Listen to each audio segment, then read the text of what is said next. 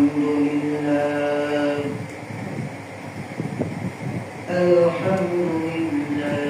وكفى وسلام على عباده الذين اصطفى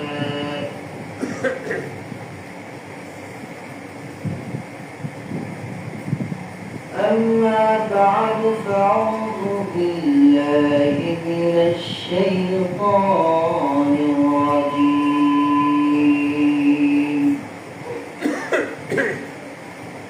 بسم الله الرحمن الرحيم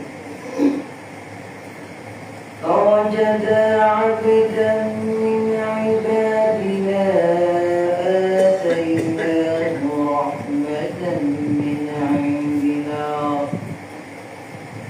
رحمة من عندنا وعلمناه من لدنا علما قال له موسى هل أتبعك على أن تعلمني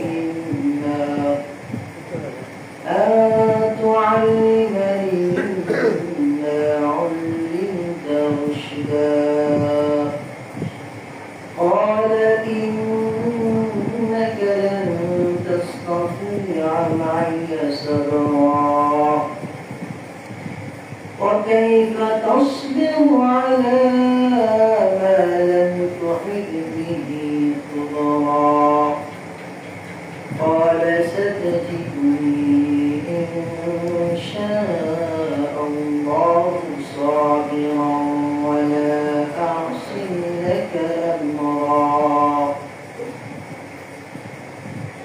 قال فإن اتبعتني فلا تسألني عن شيء حتى أحدث لك منه ذكرا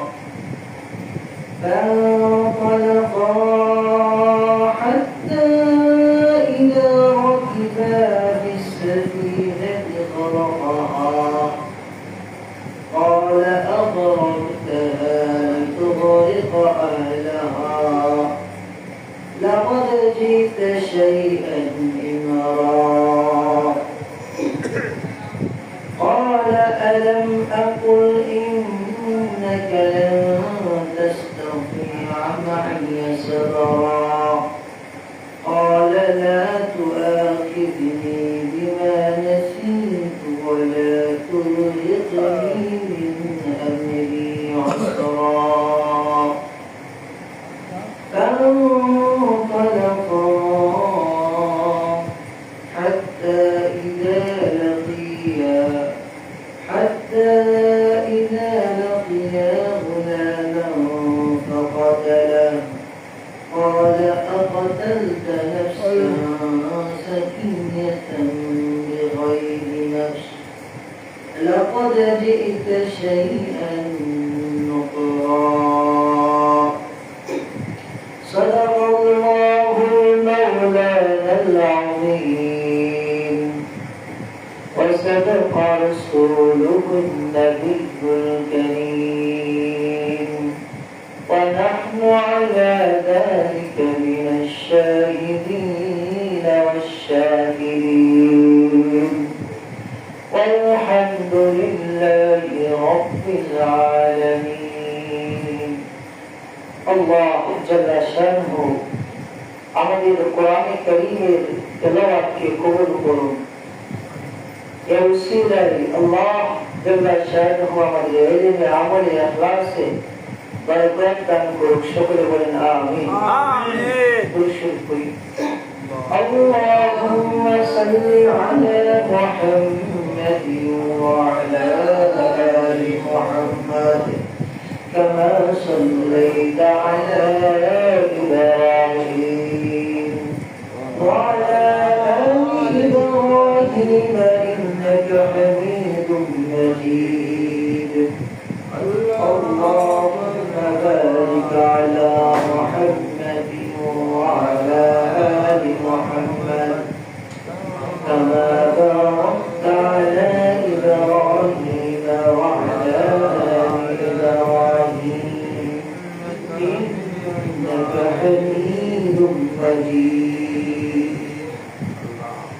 আলহামদুলিল্লাহ আল্লাহ জাল্লা শানুর দরবারে লাখো কোটি শুকরিয়া যে আল্লাহ জাল্লা শানু আমাদেরকে জিলহজ মাসের প্রথম তারিখে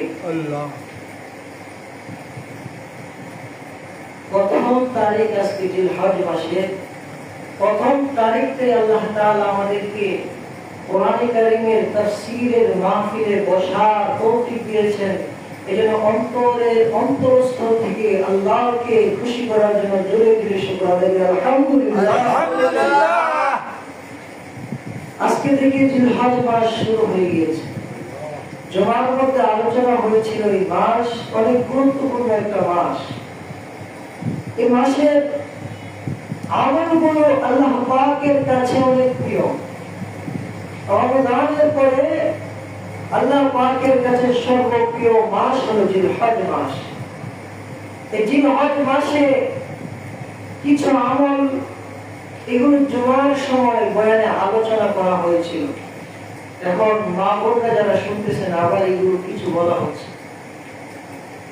এই জিলহজ মাসের কিছু গুরুত্বপূর্ণ আমল, এই আমলগুলো আমাদের জীবনে ফিটিং করা, এই আমলগুলো আমাদের জীবনে বাস্তবায়িত করা, এটা অনেক গুরুত্বপূর্ণ। হাদিসের মধ্যে আসছে আল্লাহ রাসূল সাল্লাল্লাহু আলাইহি ওয়াসাল্লাম কোরআনের কারীমের মধ্যে আল্লাহ তাআলা বলেন ওয়াল ফাজর ওয়া লায়ালিন আশ, শপথ ফজরের, শপথ 10 রাতের, ওয়া লায়ালিন আশ 10 রাতের শপথ। এই 10 রাত দ্বারা অধিকাংশ মুফাসসিরিন কেরাম বলেছেন উদ্দেশ্য হলো জিলহজ মাসের 1 থেকে 10 তারিখ পর্যন্ত এই রাত উদ্দেশ্য। হুজুর পাক সাল্লাল্লাহু আলাইহি ওয়াসাল্লাম বলেন জিলহজ মাসের একদিন রোজা রাখা, যে ব্যক্তি জিলহজ মাসের একদিন রোজা রাখলো, একটা রোজা রাখলো, আল্লাহ তাআলা তার আমলনামায় 1 বছর রোজা রাখার সওয়াব দান করেন। সুবহানাল্লাহ। এই হাদিস ভাই জিলহজ মাসের রাত্রিতে জাগরণ করা, রাত্রিতে জাগ্রত হয়ে আল্লাহ পাকের ইবাদত করা শবে কদরের রাতের সমপরিমাণ সুবহানাল্লাহ সওয়াব পাওয়া যায়। এই মাসগুলোর মধ্যে বেশি বেশি করে আল্লাহ পাকের ইবাদত বندگی করতে থাকা, আল্লাহ বিল্লাহ করতে থাকা, আল্লাহকে বেশি বেশি করে ডাকতে থাকা, এটাই এই মাসের দাপো মোমেন্ট। এছাড়া বিশেষ যে আমল এই জিলহজ মাস যখন এসে যায় আমাদের যে আমলটা বেশি চালু করা দরকার, বেশি বেশি করতে থাকা আল্লাহু আকবার আল্লাহু আকবার লা ইলাহা ইল্লাল্লাহ আল্লাহু আকবার আল্লাহু আকবার ওয়া লিল্লাহিল হামদ। আবার পড়ুন সবাই আল্লাহু আকবার আল্লাহু আকবার লা ইলাহা ইল্লাল্লাহ আল্লাহু আকবার আল্লাহু আকবার ওয়া লিল্লাহিল হামদ।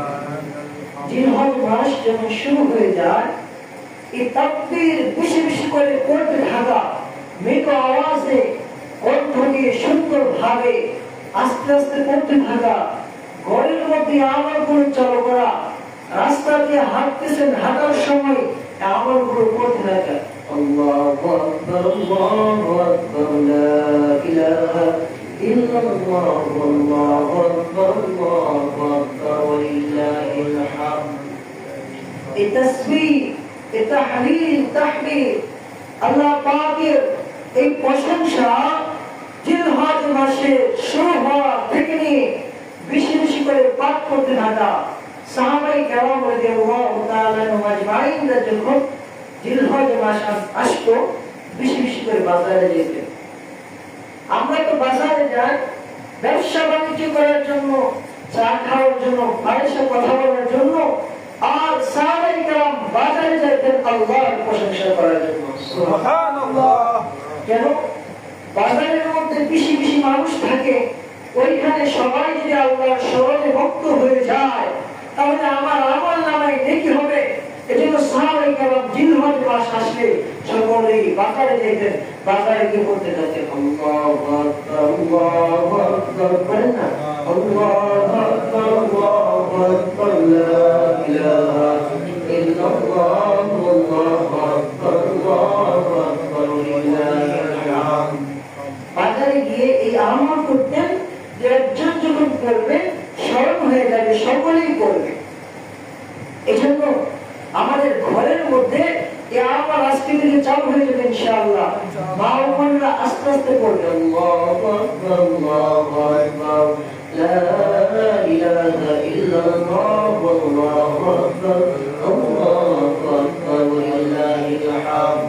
পুরুষরা দোকানে যায়, দোকানদারি করবে, বাজারে যায়, বাজার থেকে জিনিস কিনবে, তখন বাজারে যেতেছে, রাস্তাটা হাঁটতেছে, মাঝে মাঝে মৃদু আওয়াজে সুন্দর ভাবে করতে থাকবে আল্লাহু আকবার আল্লাহু আকবার, লা ইলাহা ইল্লাল্লাহ আল্লাহু আকবার আল্লাহু আকবার লিল্লাহিল হামদ। এটা করতে থাকবে, মানুষকে আল্লাহ তাআলা একত্ববাদের দাওয়াত দিতে থাকবে, যেন এই তাকবীর স্মরণ হলে অন্য মুসলমানও করতে থাকে আল্লাহু আকবার, এই তাসবিহ করতে থাকে। এই শিক্ষা সবাইকে আমরা দেব ইনশাআল্লাহ। বাজারে গেলে করবে তো, দোকানে গেলে করবে তো ইনশাআল্লাহ। বেশি বেশি করে পাঠ করা আল্লাহু আকবার আল্লাহু আকবার, লা ইলাহা ইল্লাল্লাহ আল্লাহু আকবার আল্লাহু আকবার লিল্লাহিল হামদ। যদি আমলটা চালু হয়ে যায়, ঘরের মধ্যে আমলটা চালু হয়ে যায়, সমাজের মধ্যে আমলটা চালু হয়ে যায়, জুড়ে জুড়ে আওয়াজ দিয়ে কার পবিত্রতা বর্ণনা করবে? জুড়ে বলেন কার? আল্লাহ। কার পবিত্রতা? আল্লাহ। আল্লাহ এই জিলহজ মাসে বন্দনার আওয়াজের মাধ্যমে জানিয়ে দিবে আল্লাহু আকবার, আমার রব সবার থেকে, লা ইলাহা ইল্লাল্লাহ, আমার রব এরকম মালিক যে মালিক ছাড়া কোনো ইলাহ নাই, লা ইলাহা ইল্লাল্লাহ আল্লাহু আকবার। ও দুনিয়ার মানুষেরা শুনে রাখো, আমার রব এরকম মালিক যে রব ছাড়া কোনো ইলাহ নাই, যে রব সবার বড়। ওয়ালিল্লাহিল হামদ। আমার যত প্রশংসা আছে কার জন্য? আল্লাহ। আমার যত প্রশংসা আছে, আমার জীবনে যত শুকরিয়া আছে, সবগুলো আমার মালিকের জন্য। এর আওয়াজ উঁচু করার মুমিন পুরা বিশ্বের মানুষকে জানিয়ে দিবে। এই জন্য আল্লাহ রাসূল বলেন, সাহাবায়ে কেরাম জিলহজ মাস যখন আসতো, বাজারে জুড়ে জুড়ে এলান করে দিতে। এখন আমাদের অবস্থা হুজুর, বাজারে গিয়ে যদি বলি আল্লাহু আকবার আল্লাহু আকবার বলবো, কবে গাইছে ওটা কিনা? আল্লাহু আকবার ধরে বলে তাহলে বলবে যে পাগল, এরা এসে মধ্যে ধরে ধরে আল্লাহু আকবার বলছে নাকি? এরকম ধারণা আছে নাকি? মানুষ বলবে পাগল, কেন মানুষ পাগল বলবে? বাজারে গিয়ে যদি কেউ জুড়ে গান বাজনা করে, গান করে, তাকে তো পাগল বলে না। তাহলে আপনি আল্লাহর নাম সবাইকে স্মরণ করে দিচ্ছেন, আপনাকে পাগল বলবে কেন? এর একটা কারণ আছে। তার কি আছে? কারণ আছে। এক বাদশা জানতে পারলেন তার রাজ্যের মধ্যে ভূমিকম্প, বন্যা আসবে, বিশাল বড় বন্যা আসবে। এই বন্যার মধ্যে পাগলা পানির বন্যা আসবে। রূপক ঘটনা বোঝানোর জন্য বলা হচ্ছে। এই বন্যা আসার পর এই পাগলা পানি যারা খাবে সবাই পাগল হয়ে যাবে। সবাই কি হয়ে যাবে? পাগল। শোনো, যদি বন্যা আসে সকলেই পানি খেলে পাগল হয়ে যাবে, আমি তো বাদশা, আমিও যদি পাগল হয়ে যাই, মানুষগুলোকে কিভাবে চলাবো? মানুষগুলোকে কিভাবে চলাবো? উজিররা পরামর্শ দিলেন যে আপনার রাষ্ট্রীয় কোষাগারে আপনি পানি জমা করেন, যতদিন বন্যা থাকবে এতদিন যেন আপনি ওইখান থেকে পানি খাইতে পারেন, মানুষগুলো পাগল হইলেও আপনি যেন পাগল না। এই কথা অনুযায়ী পরামর্শ দিয়ে পানি জমা করবেন। বন্যা আসছে, পাগলা পানি খায়, সবাই কি হয়ে গেছে? পাগল হয়ে গেছে। শুধু বাদশা আর বাদশার পরিবারের যারা আছে তারা পাগল হয়ে গেছে, বাকি সব কি হয়ে গেছে? পাগল। বাদশা এখন বাদশার পরিবারের সবাই ভালো, আর পাগল যে যারা পাগল এরা সবাই তো উলঙ্গ হয়ে বাদশার বাড়ির সামনে এটা সব পাগল, আমরা সব কি পাগলে মনে করে হেই বাবু, আর বাকি দুনিয়ার মানুষ সবাই কি পাগল। এটা দেখবে রাস্তাটা হাঁটে গোটা বলবে কি যে করতে থাকে, আর ওই সব পাগলের তো কেটে ঘুরতেছে, যে কাপড় বইরা ঘুরতেছে, যে ভালো মানুষের দেখে আমার মতো কাপড় মিলে আছে ঘুরবো। পাগলে মনে করে যে সেই ভালো, আর বাকি যারা আছে তারা সবাই কিনা ভালো না।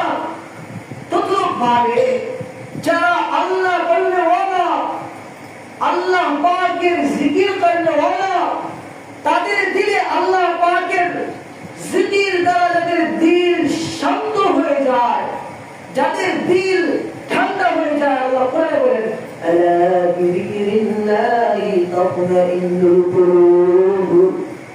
আরে দুনিয়ার জমিনে কিছু মানুষ এরকম আছে যাদের দিল আমি আল্লাহ পাকের জিকির দ্বারা ঠান্ডা হয়ে যায়, যাদের দিল আল্লাহ পাকের জিকির দ্বারা ঠান্ডা হয়ে যায়, তারা যখন শুনবে আল্লাহ পাকের জিকির, আল্লাহ পাকের তুলি আল্লাহু আকবার, তারাও বলতে থাকবে, কারণ তারা মুমিন, তাদের দিলে ঈমানের আগুন জ্বলবে, আল্লাহ পাকের প্রেম তাদের দিলে মজবুত হতে থাকবে।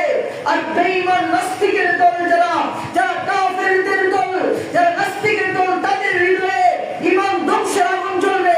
তারা বলবে, তারা তো আল্লাহু আকবার বলে একটা কিছু করতে চায়, এই আল্লাহু আকবার ধ্বনির আওয়াজ বাজে উঁচু করার দ্বারা এটা প্রমাণ হয়ে যাবে যারা মুমিন, তাদের ঈমান জাগ্রত হবে। আর যারা কাফের মুশরিক, যারা নাস্তিকদের দালাল, যারা নাস্তিকবাদ, যারা ঈমানের তাকবীর যাদের ভালো লাগে না, আল্লাহু আকবার সুবহান যাদের ভালো লাগে না, তাদের শরীরে কি লাগবে? আগুন লাগবে। যারা বলেন কি লাগবে? আগুন লাগবে। আগুন লাগবে, কারণ আল্লাহু আকবার ধ্বনিতে তাদের চুলকানি শুরু হয়ে যায়। যেরকম তারা আল্লাহু আকবার ধ্বনি শোনার কারণে ঈমানদারদের ঈমান তাজা হবে। কোন ঈমানদার আল্লাহু আকবার বলার দ্বারা মনে মনে চিন্তা করবে না যে সে পাগল। আর যাদের মাথার মধ্যে আসলেই সমস্যা আছে, শয়তানে যাদের লেজ ধরে রাখছে গাধার দল, তারাই বলবে তারা পাগল। এই বাদশা দেখে সব বলতেছে পাগলের দল, পাগলের বলতেছে যে এরা সবাই পাগল। ভালো মানুষের কি বলতেছে? বাদশার পরিবারের সবাই পরামর্শ ব্যাপার কি? এখন তো সবাই আমাদেরকে পাগল বলতেছে, আমার বাদশাহী তো সব দেবো, এরা তো সবাই আমাদেরকে মিলা বেড়ালে পাগলের, আমরা সবাই ভালো, ভালোর মধ্যে পাগলের দলটি পেয়েছে, আপনার কাপড় নেই, পাগলের দলটি কাপড় করছে, এটা বেড়ালে কি বাদশা তাড়াতাড়ি পাগলটাকে খেয়ে আমরাও পাগল হয়ে যাই। পাগলের দলে দেবে, পাগলের থেকে পাগলের বাদশাকে ভেড়া দেবে, চলে আসবে কি পাগলাবাদী খেয়ে বাদশা পাগল হয়ে যায়। তো ভাবে এই ঘটনা বোঝানোর দ্বারা এটা বোঝাইতে চাচ্ছি, যারা মস্তিষ্ক আসলে নাস্তিকবাদ দিয়া ভরা, তাদের দিলে আল্লাহু আকবার স্লোগান শুনলে মনে হয় এটা পাগলামি, গান শুনলে তাদের মধ্যে পাগলামি হয় না। আর যাদের দিলে ঈমান আছে, আমল আছে, তারা আল্লাহু আকবার ধ্বনি শোনার দ্বারা আলা বিযিকরিল্লাহি তাতমাইন্নুল কুলুব, আল্লাহ পাকের শরীরে তাদের দিল শান্তি হয়ে যায়। বাজারে যে আস্তে আস্তে পড়তে থাকলাম, মেজাজ পড়তে থাকলাম, আল্লাহু আকবার আল্লাহু আকবার লা ইলাহা ইল্লাল্লাহু আল্লাহু আকবার আল্লাহু আকবার ওয়া লিল্লাহিল হামদ। আজকে ইনশাআল্লাহ আমরা বেশি চালু করব তো ইনশাআল্লাহ। দুরাকাত নফল নামাজ বেশি করে চালু করব। আমরা যারা পারি নিয়ত করে পড়বো, রাত্রিতে দুরাকাত নফল নামাজ বাড়াবো, জিন হজম আসলে দুরাকাত নফল নামাজ বাড়িয়ে দিলাম আমার আপন নামায়। যারা পারি রোজা রাখবো, আল্লাহ রাসূল বলেন 1, 2, 3, 8 তারিখ পর্যন্ত যারা রোজা রাখতে পারে, 9 তারিখে রোজাটা যেন রাখে, অর্থাৎ ইয়াউমুল আরাফা। আল্লাহ রাসূল বলেন আমি আশা করি আরাফার দিনে যে রোজা রাখবে, আল্লাহ তাআলা তার 1 বছর পিছনের আগের গুনাহ তার জন্য কাফারা হয়ে যাবে। সুবহানাল্লাহ। এজন্য এই 9 দিন যাদের রোজা, 8 দিন রোজা রাখা সম্ভব না হয়, পারলে আমরা রাখবো। আর মহিলারা আমরা নফল রোজা রাখবো, স্বামীর অনুমতি নিয়ে রাখবো। স্বামী যদি অনুমতি দেয়, জাকাত দেয়, তাহলে রাখবো রোজা। স্বামী তার চাহিদা পূরণ করার জন্য যদি ডাকে, তখন তার ডাকে সাড়া দিতে হবে। বাংলাদেশে এরকম কোনো স্বামী নাই যে ইবাদত করা থেকে ভুল আছে? এই নফল রোজাগুলো আমরা রাখবো, এক একটা করে নফল রোজা যারা পারি রাখবো, আর না পারলে আরাফার দিনে রাখবো। আর ঈদের দিনে জিলহজ মাসের 10 তারিখে এই দিনে কোনো রোজা নাই। তো এই জিলহজ মাসের বেশি বেশি আমল হলো তাকবীর করতে থাকবো, আল্লাহু আকবার আল্লাহু আকবার লা ইলাহা ইল্লাল্লাহ আল্লাহু আকবার আল্লাহু আকবার ওয়ালিল্লাহিল হামদ। ঘরের মধ্যে, বাজারে, দোকানপাটে, প্রত্যেকটা জায়গায় জায়গায়, প্রত্যেকটা সেক্টরে পেট্রোলে এই আওয়াজে দুনিয়া দুনিয়া দুনিত হয়ে যাবে। আল্লাহু আকবার সুবহানে পুরোটা দেশ যেন কম্পনে কম্পিত হয়ে যায়, পুরোটা দেশ যেন ফুলের মতো সুরগান ছড়িয়ে যায়। মুসলমানদের মধ্যে এই চেতনা যখন জাগিয়ে যাবে, মনে হবে হজের মধ্যে যেরকম হাজিরা ঘুরতেছে, আল্লাহু আকবার আল্লাহু আকবার লা ইলাহা ইল্লাল্লাহ আল্লাহু আকবার আল্লাহু আকবার ওয়ালিল্লাহিল হামদ বলতেছে। আমাদের সমাজে যখন এটা চালু হয়ে যাবে, মনে হবে এটা জান্নাতি সমাজ কায়েম হয়েছে। সুবহানাল্লাহ। এজন্য রাস্তাতে, ঘরে, বাড়িতে, প্রত্যেক ঘাটে মসজিদে আসার সময় পড়তে থাকে আল্লাহু আকবার আল্লাহু আকবার লা ইলাহা ইল্লাল্লাহ আল্লাহু আকবার আল্লাহু আকবার ওয়ালিল্লাহিল হামদ। এটা হলো জিলহজ মাসের আমলগুলো। এখন আমরা আমাদের তাফসীরে আসি। গত সপ্তাহে আলোচনা হয়েছিল, মুসা আলাইহিস সালাম ভাষণ দিয়েছিলেন, তাকে জিজ্ঞাসা করা হয়েছিল, মুসা আপনি বলেন যে আমাদের মধ্যে সবচেয়ে বড় আলেম কে? মুসা বলেছিলেন আমি তো বড় আলেম, যেহেতু আমি পয়গম্বর জামানার। মুসা আলাইহিস সালামের এই কথাটা কার পছন্দ হয় নাই?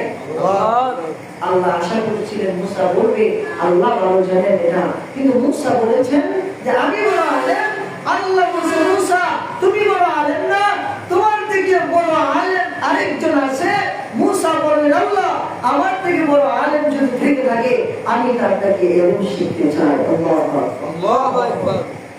এগুলো বলা হয়েছে। মুসা আলাইহিস সালাম রওনা দিয়েছে, আর খাদেম ছিল ঈসা ইবনে নূন।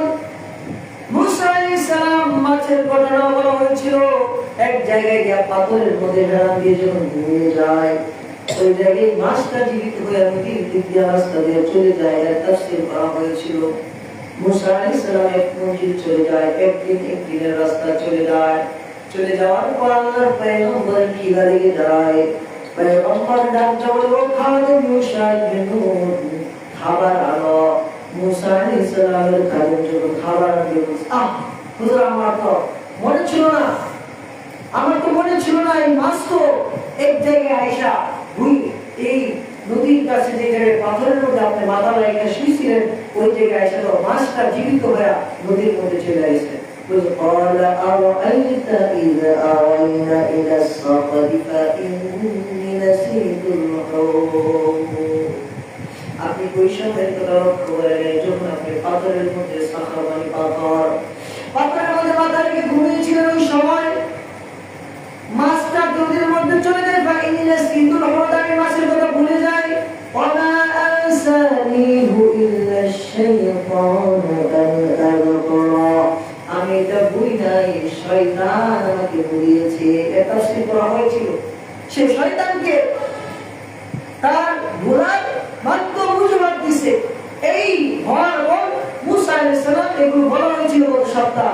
এখন শুধু একটু স্মরণ করে গেছি, ওই দিক থেকে আবার ফিরা আসছিল। আবার কি করছিল? ফিরা আসছে। ফিরা এসে আবার ওই পাথরের কাছে আসছে। এই পর্যন্ত তাফসীর ছিল। আল্লাহ তাআলা বলেছেন বিসমিল্লাহির রহমানির রহিম فوجد عبدا من عبادنا آتيناه رحمة من عندنا وعلمناه من لدنا علما.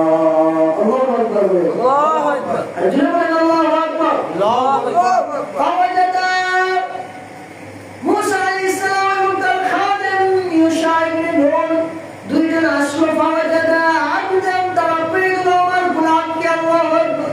الله أكبر. আমার গোলামদের মধ্য থেকে একজন গোলামকে পেয়ে গেলাম। আতাইনাহু রাহমাতাম মিন ইনদিনা, যাকে আমি আল্লাহ দান করেছি আমার পক্ষ থেকে রহমত। ওয়া আল্লামনাহু মিন লাদুন্না ইলমা, এবং তাকে আমি আল্লাহ তাআলা পূর্বকারী জ্ঞান দান করেছি। সুবহানাল্লাহ। আল্লাহ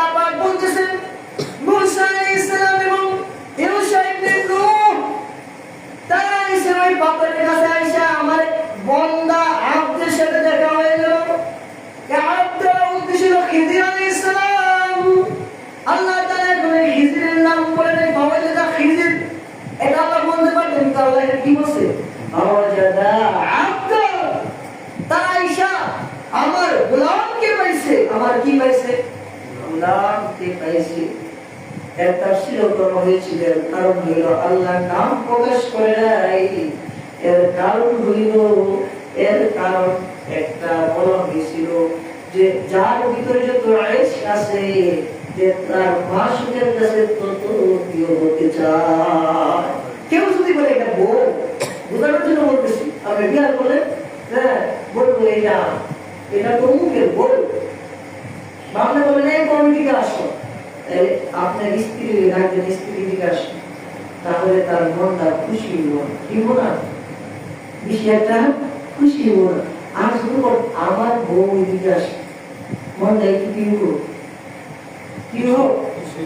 আর শুধু আমার কুলিজার বউ এদিকে আসে, তাহলে মনটা কি হোক। আগে যদি একটা দিতে এখন দুইটা দিব, আগে একটা দিলে এখন দুই গেল আমার মন।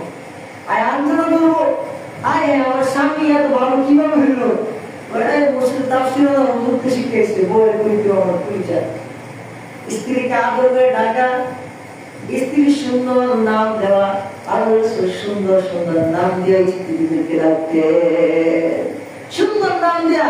নাম তো আছে, এই নাম থাকার পরও স্ত্রীকে একটা নাম দিতেন যে এই নামটা আমার পরিচয় টুকরা, আমার ময়না, আমার সোনা, আমার প্রিয়া। এভাবে ডাকতেন যাতে তার মনটা স্বামীর দিকে আকর্ষণীয় হয়। যখন আমার বলে এই ছেলে, এই ছেলে যদি আমার ছেলে, তাহলে এই কথাটার মধ্যে তাসির আরো আলাদা হয়ে যায়। বাবার তার এটা আমার ছেলে, আমার যেরকম পাবো তার যেরকম পাওয়ার। আপনারই গোলাম, গোলাম তার আল্লাহ। যদি বলতো খিজির, খিজিরকে তাই কেউ ছিল না। আব্দান আল্লাহর গোলাম, আল্লাহর গোলাম বলার তার দাম বেড়ে যায়। এই জন্য আল্লাহ নাম শব্দ আছে, খিজির শব্দ আছে। সুবহানাল্লাহ। এই জন্য আল্লাহ রাসূলকে আল্লাহ বলেছিলেন, পয়গম্বর আপনি আব্দ নবী হইবেন, গোলাম নবী হইবেন নাকি বাদশা নবী হইবেন? আমার পয়গম্বর আল্লাহকে ডাকতে বলে, ও আল্লাহ আমি বাদশা নবী হইতে চাই না, আমি আব্দ নবী হইতে চাই, গোলাম নবী হতে চাই। আল্লাহু আকবার। আল্লাহ কালিমায়ে শাহাদাতের মধ্যে বলে আশহাদু আল্লা ইলাহা ইল্লাল্লাহু ওয়া আশহাদু আন্না মুহাম্মাদান আবদুহু ওয়া রাসূলুহু। আল্লাহ আল্লাহ এই কালিমায়ে শাহাদাতের মধ্যে দিয়েছে যে আমার পয়গম্বর মুহাম্মদ রাসূলুল্লাহ আপনি হতে চাই। এজন্য তোমাদের কালিমার মধ্যে আমি আল্লাহ আল্লাহ মুহাম্মদ আমার আব্দ, মুহাম্মদ আমার দাস, মুহাম্মদ আমার গোলাম। এই কথা আমি কালিমার মধ্যে লাগাই দিলাম। শুধু গোলাম না, আমি আল্লাহর রাসূল গোলাম মুহাম্মদ দিদা। এজন্য মুহাম্মদের পাওয়ারের পর আমি আল্লাহর পরে মুহাম্মদের মর্যাদা সর্বাধিক আলা। এজন্য আল্লাহ আদেশ মুসা আলাইহিস সালাম এবং ইউসা তারা দুইজনে এসে আল্লাহর বান্দাকে পায় গেল, গোলামকে পায় গেল, খিজিরকে পায়া, খিজির আলাইহিস সালামকে পায় গেছে, উস্তাদের কাছে এসে গেছে, উস্তাদ পায়া গেছে। এবার খিজিরকে পায়া খিজিরের গুণ আল্লাহ প্রকাশ করছে। কি গুণ? খিজিরের প্রশংসা করতেছে, আল্লাহ তার গোলামের প্রশংসা করতেছে। আল্লাহু আকবার। কত আল্লাহ পর্যায়ের গোলাম হইলে মনিব তার প্রশংসা করে। বাবা যদি সন্তানের প্রশংসা করে, আমার এই ছেলেটা খুব ভালো, ছেলের মন খুশি হয় না? দাদা হয়, আল্লাহ তার প্রশংসা করতেছে। বাবা জাদা আব্দান, তারা দুজন বলল আমার গোলামকে বিজয়ী করে দিলাম। আমার যত গোলাম আছে সমস্ত গোলামদের মধ্য থেকে একজন গোলামকে পাওয়া গেল, খিজিরকে পাওয়া গেল। আমি আল্লাহ তাকে রহমত দান করেছি, আমার পক্ষ থেকে। আল্লাহ বলতেছেন যে আমি আল্লাহ তাকে রহমত দান করেছি আমার পক্ষ থেকে। আমি আল্লাহ তাকে কল্যাণ করে ইলম দান করেছি। এই দুই গুণ দান করেছি। খিজিরের মধ্যে আমি আল্লাহ রহমত দান করেছি, আমার পক্ষ থেকে ইলম দান করেছি। ইলম শিখানোর জন্য আমি মুসাকে খিজিরের কাছে পাঠাইলাম। সুবহানাল্লাহ। আর উস্তাদ ছাত্র একসাথে হয়ে গেল। খিজির আলাইহিস সালাম আর মুসা আলাইহিস সালাম একসাথে হয়ে যায়। ওই পাথরের কাছে হয়ে যাওয়ার পর দেখা হয় ছাত্র এবার মুসা ছাত্র উস্তাদকে খিজির আলাইহিস সালাম মুসা আলাইহিস সালাম উস্তাদকে ডাকতে উঠল قال له موسى هل أتبعك على أن تعلمني ما علمت رشدا قال له موسى موسى عليه السلام খিজিরকে বলল هل أتبعك আমি কি আপনি অনুসরণ করতে পারি على أن تعلمني مما علمت رشدا যাতে আমি শিখতে পারি সুবহানাল্লাহ বলে সুবহানাল্লাহ। এখানে কিন্তু আদব শিখাচ্ছেন কি আল্লাহ আতুআল্লিমানি যেন আমি শিখতে পারি কি মিল্লাতুনা ইলমা আপনার যে ইলম দিয়েছেন আল্লাহ ওই ইলম থেকে যেন আমি মুসা শিখতে পারি এই জন্য কি আমি মুসা আপনার অনুসরণ করতে পারি। সুবহানাল্লাহ। তাহলে এখানে বোঝা গেল ইলম শিখতে হলে উস্তাদের থেকে অনুমতি নিতে হবে, আইতাকে বলতে হবে আদবের সাথে উস্তাদ হুজুর আপনার কাছে আসছি আমি ইলম শেখার জন্য, আপনি আমাকে ইলম শেখান। যে ইলম আপনাকে আল্লাহর পক্ষ থেকে দেওয়া হয়েছে এই ইলম আপনি আমাকে শিখিয়ে দেন। উস্তাদ যদি অনুমতি দেয় তাহলে শিখতে হবে, অনুমতি না দিলে শেখা যাবে না। আমাদের সমাজে এরকম হয়েছে আদবে এত অভাব, আদব বলতে আমাদের ভিতরে নাই। এজন্য আল্লামা জালালউদ্দিন রুমি রাহমাতুল্লাহি আলাইহি বলেন আসখুদা খাহি কে তৌফিক আদব আসখুদা খাহি কে তৌফিক আদব বাদ বাজ মাহরুম কাশফ আল-জরাব। আল্লাহ আপনার কাছে আদব ভিক্ষা চাই, কারণ বেআদব আপনার দরবার থেকে মাহরুম হয়ে যায়। আল্লাহ গো আমার একটু আদব দান করে। আদব এত দামি জিনিস।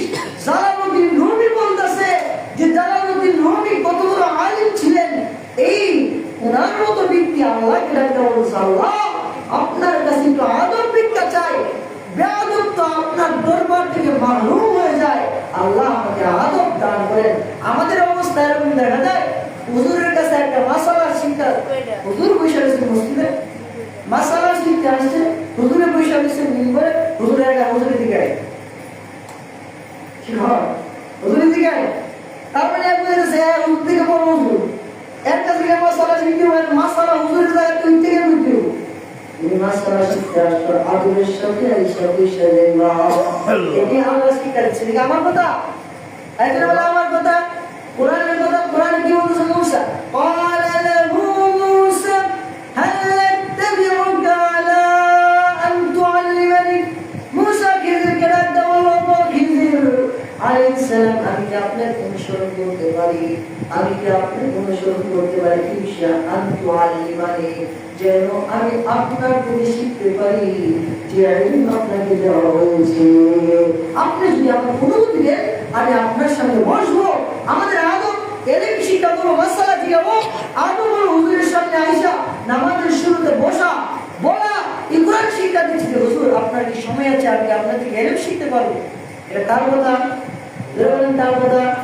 আল্লাহ আন তুআল্লিমানি বলতে হবে। ইমাম সাহেব বলে হুজুর আমি আপনার থেকে ইলম শিখতে চাই, আপনার কি সময় আছে কিনা?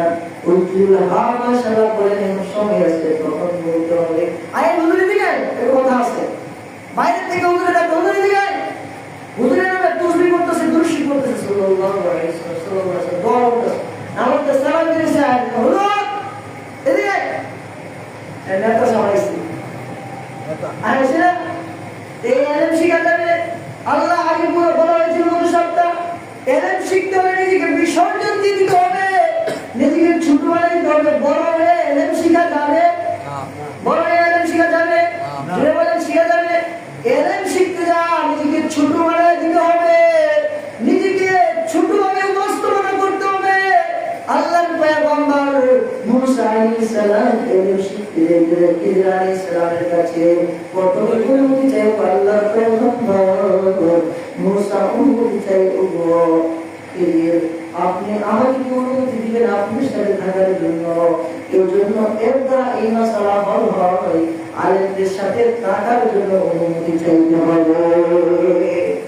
আপনি একজন আলেমের সংস্পর্শে যাবেন, তার কাছে আগে অনুমতি চাইতে হবে, কারণ তিনি অনেক সময় অনেক ইবাদতে বসে থাকেন।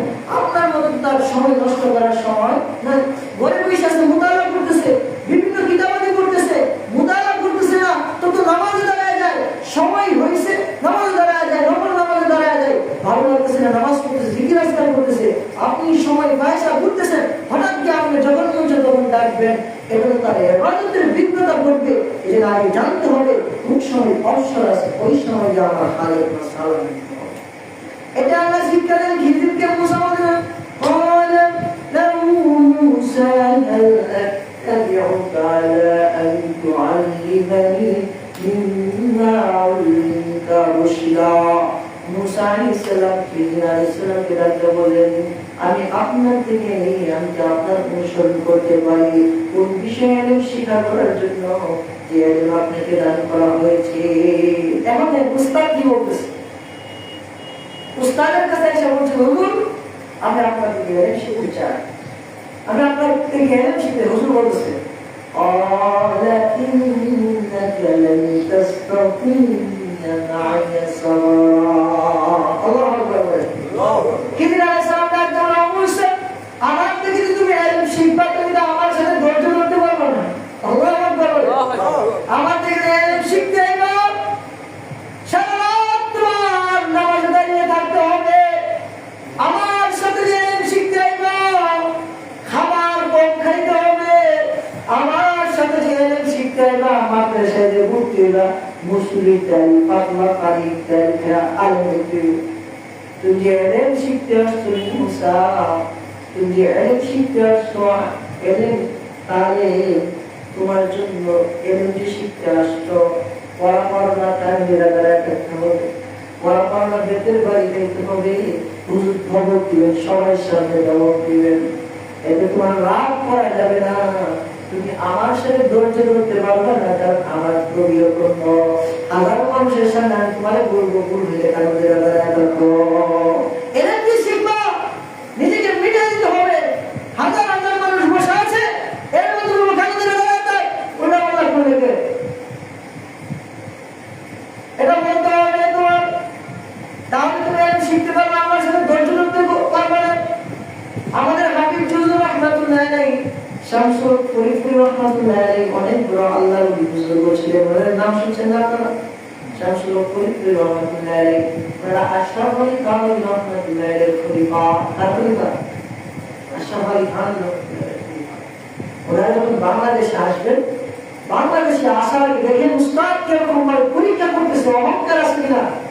বলে যে শামসুল, এখন থেকে আসরের নামাজের পর যেমন মসজিদের মধ্যে প্রায় হাজার খানি মানুষ হয়ে যায়, আসরের নামাজের পর তুমি দাঁড়া জুড়ে এলাম দিবা যে আমার প্রিয় মুর্শিদ বলছে আমার দিলে অহংকার আছে, আর অহংকারী আপনারা আমার জন্য দোয়া করবেন, আমার দিল থেকে অহংকার চলে যায়। সুবহানাল্লাহ। প্রতিদিন দাঁড়ায় দাঁড়ায় বলতেন, হুজুর দেখছেন যে তার প্রিয় অহংকার আছে কিনা। আর আমরা মসজিদে আসলে ইমাম বসো, হুজুর আমার তো মন্ত্রী হুজুরের চাকরি শেষ। ইসলাম হবে কোথায় থেকে? নিজেকে मिटाते হবে। जो मिटता है और मिट जाता है, जो मिट जाता है वो बन जाता है। जिंदगी मिटाते हैं সে তো মিটে যায়, আর যে মিটে যায় সে নিজেকে বানায় দেয়, সে নিজেকে আল্লাহ ওয়ালা বানায় দেয়। আমি যদি নিজেকে নাই মিটাতে পারি, আমি তো মানুষই বলবো না, আল্লাহ ওয়ালাদের সাথে নিজেকে বানায় দিতে হবে। কিরকম ভাবে আমাদের বুজুর্গরা বলেন যে মাটি যেরকম ভাবে নিজেকে মিটায় দেয়, আল্লাহ ওয়ালার কাছে আয়েশা উলামায়ে কেরামের কাছে আয়েশা নিজেকে এরকম ভাবে মিটায় দেয়। মাটি নিজেকে কিরকম ভাবে মিটায় দেয়? আপনি মাটি আনবেন, ওই মাটিকে কাদা করবেন, কাদা করার পর মাটি দিয়া আপনি যা মনে চাই তাই বানাইতে পারবেন। মাটি দিয়ে যা মনে চাই তাই বানানো যায় না। মাটি হয়ে আমাদের পাওয়া বলেছে না, আগুন দিয়ে করবো, আগুনের তো সইতে পারবো না, চুলা আমার দ্বারা বানানো যাবে না। মাটি না করে আপনি এটা যা মনে চাই তা বানাইতে পারবেন, মানি না করে না। তো কোনো ভাবে আমি আল্লাহকে পাইতে চাই, কোন আল্লাহর সোহবতে আয়েশা নিজেকে এরকম ভাবে মিটাই দিতে হবে, উনি আমাকে চাইলে মাটির মতো যা পারে তা যেন বানাইতে পারে, তাহলে আমার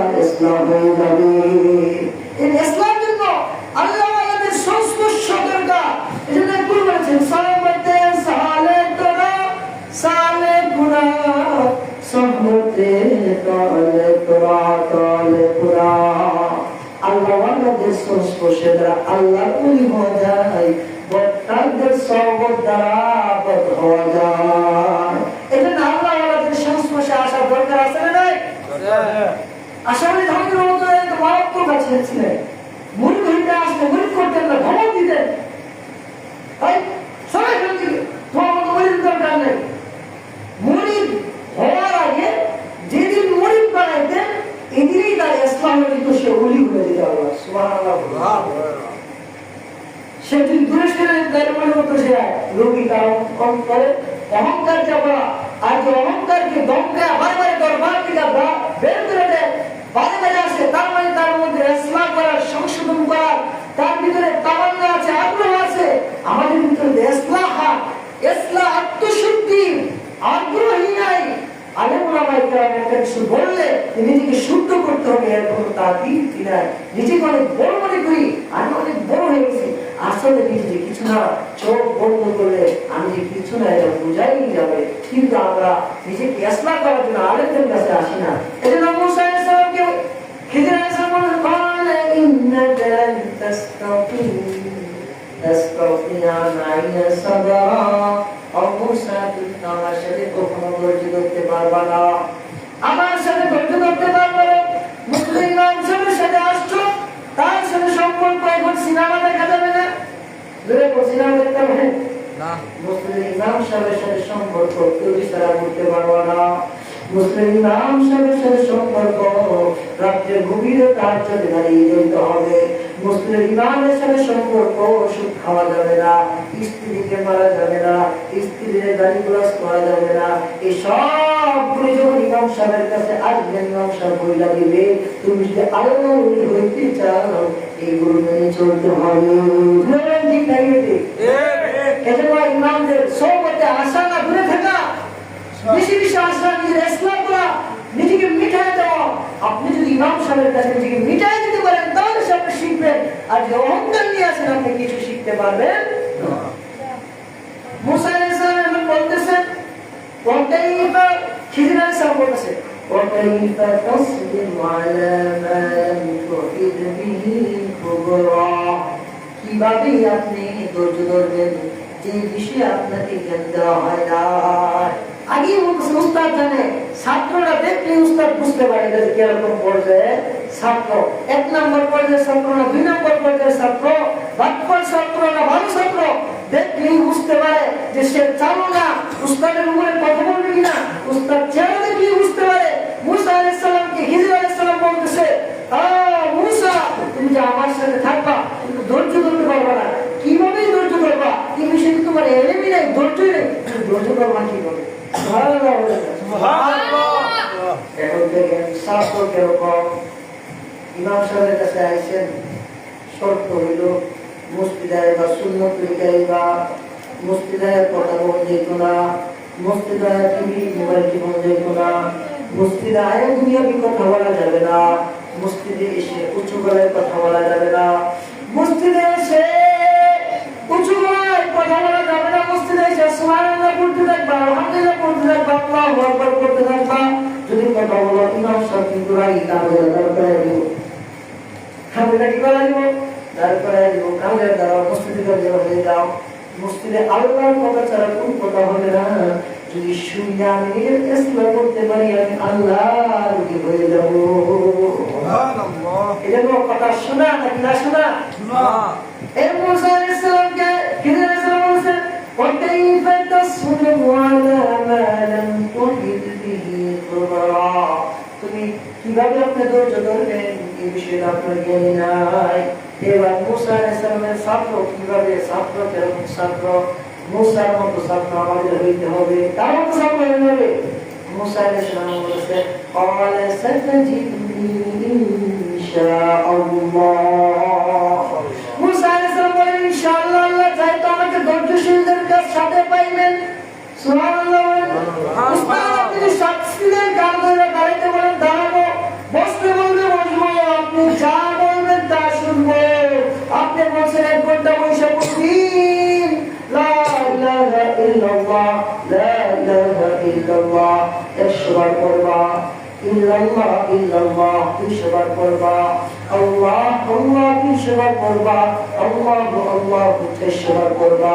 তুমি ইমাম সাহেবের সাথে বন্ধুত্ব করতে চাও, তুমি এই আমলগুলো তোমার মুসলিমের করে আগে আগে করবা, নাইলে কামড়েরা থাকবা, শাস্তি হবে, আমাদের পরীক্ষা হবে।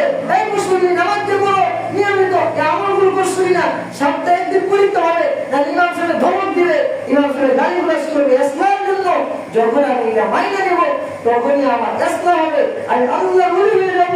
এটাই মুসা আলাইহিস সালাম এমন বলবে, হুজুর আপনি আমার কামড়েরা দাঁড় করেন, বোনেন বেদ দিয়া বাইরেন, লাঠি মারেন, যাই করেন, ইনশাআল্লাহ আল্লাহ চাইলে আপনি আমাকে ধৈর্যশীলদের মধ্যে পাবেন। আল্লাহু আকবার।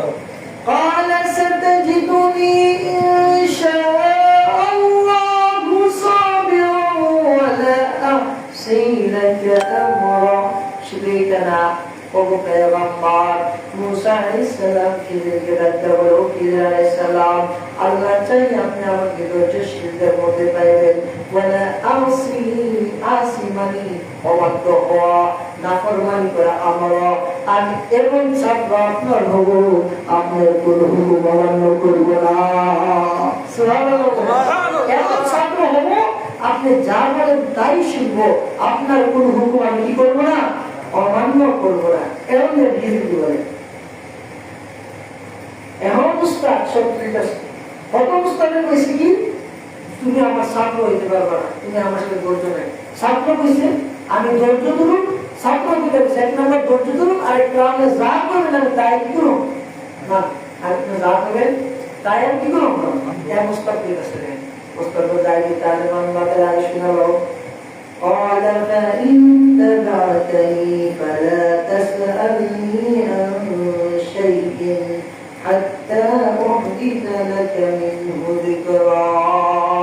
وموسى তুমি যে আমার ছাত্র হইবা, قال فإن تبعتني আমাকে অনুসরণ করবা, فلا تسألني তাহলে আমাকে কোনো প্রশ্ন করতে পারবা না। সুবহানাল্লাহ। আমি যে আমার ছাত্র হইবা, আমি যেটা বলি কি কোনো প্রশ্ন করতে পারবা না, যা বলি তাই, এর মধ্যে কোনো প্রশ্ন নাই, যা বলি তাই করবো, কোনো প্রশ্ন নাই। ফালা তাসআলনি আন শাইইন কোনো বিষয়ে আমাকে কোনো প্রশ্ন করতে পারবো না, হাত্তা উনসালাকা মিনহু যিকরা যতক্ষণ পর্যন্ত আমি এই বিষয়ে জিজ্ঞাসা না করে বসাই দেখি তখন বলবা, এছাড়া কোনো বিষয়ে প্রশ্ন করতে পারবো না। যা দেখো কিনা চুপ থাকবা, ইমাম যা বলতেছে তাই শুনবা, কোনো প্রশ্ন নাই। এভাবে বলছে জিকির করো, এভাবেই করবা, কোনো প্রশ্ন নাই। এভাবে বলছে নামাজ করো, এভাবেই করবা, কোনো প্রশ্ন নাই। তাহলে তোমার ইসলাম হবে মুসা, তোমার আত্মশুদ্ধি হয়ে যাবে, কোনো প্রশ্ন করা যাবে না। উস্তাদি সত্য হয়েছে এবং সত্য বলেছে। قال فإن اتبعتني فلا تسألني عن شيء حتى أحدث لك منه ذكرا। উস্তাদ শর্ত দিয়ে দিলেন, তুমি যারা অনুসরণ করতে চাও তাহলে আমাকে কোনো বিষয়ে প্রশ্ন করতে পারবা না, যতক্ষণ আমি না জিজ্ঞাসা করি। মুসা বলে ঠিক আছে, কোনো প্রশ্ন করবো না। ছাত্রকে নিয়ে এলএম শিখার জন্য রওনা হয়ে গেছেন। সুবহানাল্লাহ। এলএম শিখার রওনা হয়ে গেছেন আল্লাহর হিকমত। ছাত্র তুমি এলএম শিখতে আসছো, এলএম বড় দামি জিনিস, আর ইলম নূর, এমন নূর, আর এই নূরওয়ালা এলএম গুনার ভিতরে যায় না। তুমি নূরওয়ালা এলএম যদি শিখতে চাও, মুসলিম নূরওয়ালা এলএম যদি শিখতে চাও, তাহলে এলএম সর্বপ্রথম তোমার কাজ হলো গুনাহ ছেড়ে দেওয়া। ইমাম সাহেব বলেছে, ও পাঁচওয়াক্ত নামাজের মুসল্লি, ও আমার প্রিয় মুসল্লি, তোমরা যে এসে নামাজ পড়ো, আজকে থেকে সার দোকানে টিভির দোকানে যা বসা যাবে, বসা যাবে। মানুষকে দেখে আগে গিয়ে সালাম দিব, মানুষকে দেখে কি দিব, সালাম দিব, আগে গিয়ে সালাম দিব। ইমাম সাহেব আমার হুজুর, আমার শিক্ষক, উনি যেই কথাটা বলেছেন আমি এই কথাটা সমাজে বাস্তবায়ন করব। করবেন তো ইনশাআল্লাহ? সালাম দিবেন তো সবাই? সালাম দিবেন তো মানুষের দেখে ইনশাআল্লাহ? আল্লাহু আকবার, আল্লাহু আকবার, তাকবীর বলবেন তো আজকে থেকে ইনশাআল্লাহ? মুসা আলাইহিস সালাম ছাত্র নিয়ে চলতেছে, এখানে দেখেন কি আদব, ছাত্র নিয়ে মুসা চলে। فانطلقا حتى السفينة خرقها চলতে চলতে দেখে নৌকা কি হয়েছে নৌকা উস্তাদ সাহেব আস্তে আস্তে আস্তে আস্তে নৌকা নৌকা পুরো বুঝছে নৌকা দিতে পারবে পারবে উস্তাদ এমনি ভুতাইছে নৌকা রয়েছে নৌকা কি করছে বাঙ্গালাইছে আপনি কি কাম করলেন আপনি কি কাম করলেন নৌকা ভেঙে দিলেন উস্তাদ আগে কি বলছিল কোন প্রশ্ন করতে পারবে না ছাত্র উস্তাদ কই চলতেছে নৌকায় চলতেছে এই জন্য আল্লাহ আমাদের কাছে আইলে আমাদের সময় আল্লাহ পরীক্ষা করে উস্তাদের কাছে ছাত্র আইসি ছাত্ররা কিরকম বালা হাঁটি দিওয়ালা ছাত্র কিনা অনেক সময় কৌশল অবলম্বন